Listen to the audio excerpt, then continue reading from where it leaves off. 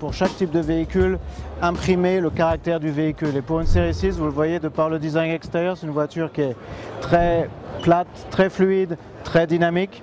Et ce dynamisme et cette légèreté, on voulait en fait le retransposer aussi au design intérieur. Ce qui fait que tout l'intérieur est très très fluide, part de la planche de bord et va jusqu'à l'arrière du véhicule sans interruption.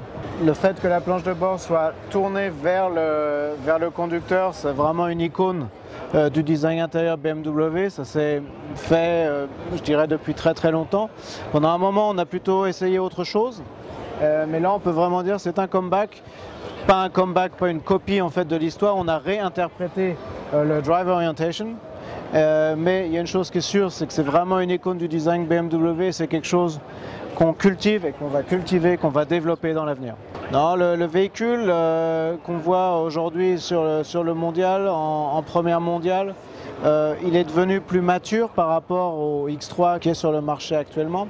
Le X5 a sa propre clientèle et quelque chose, c'est un véhicule qui est très haut de gamme. Le X3 est quelque part apporte une touche un tout petit peu plus jeune et aussi plus dynamique que le X5 et aussi plus urbain, plus compact. Donc on pense que c'était important que le X3 devienne plus mature au niveau de la qualité, de la qualité perçue, au niveau de la taille générale du véhicule aussi. Pour voir le line-up, on a un nouveau véhicule qu'on a sorti il y a 1 an, 2 ans, le X1. Donc il fallait qu'on redistribue un petit peu les proportions et les volumes généraux en fait pour avoir une gamme vraiment complète. Et quand on a lancé le X1, le X3 était aussi défini et c'est pour ça qu'on a pu calibrer en fait ces véhicules pour offrir une gamme vraiment complète pour nos clients.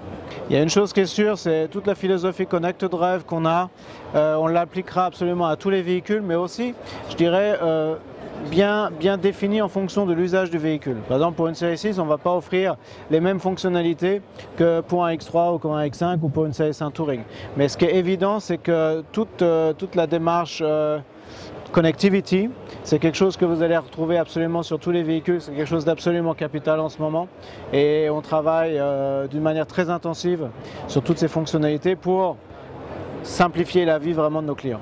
C'est le but principal parce que je pense quand on aime l'automobile comme nous on l'aime, on ne peut pas vraiment faire de compromis sur tout. C'est-à-dire qu'on veut garder, c'est un petit peu la quadrature du cercle, on veut garder le plaisir, garder l'émotion de conduire tout en ayant une démarche responsable.